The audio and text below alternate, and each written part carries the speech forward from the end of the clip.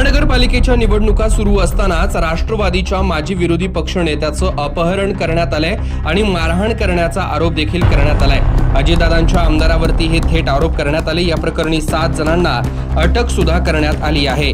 एकीकडे महानगरपालिकेच्या निवडणुका तोंडावरती असताना नांदेडमध्ये मोठी घटना घडली आहे। नांदेड मनपाचे माजी विरोधी पक्षनेते जीवन घोगरे पाटील यांचे अपहरण झाल्याचे दृश्य हे सीसीटीव्ही कॅमेऱ्यामध्ये चित्रित झाले आहेत। अपहरण करून आपल्याला जीवघेणी मारहाण केल्याचा आरोप जीवन घोगरे यांनी केलाय।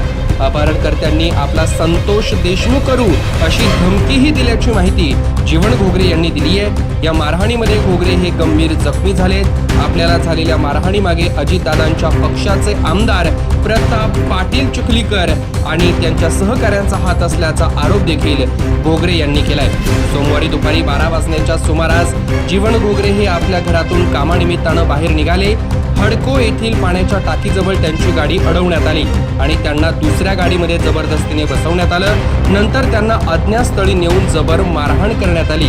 नंतर मुसलमानवाडी जवळ जीवन घोगरे यांना सोडून देण्यात आलं। 7 जणांनी आपल्याला मारहाण केल्याचा आरोप जीवन घोगरे यांनी केलाय।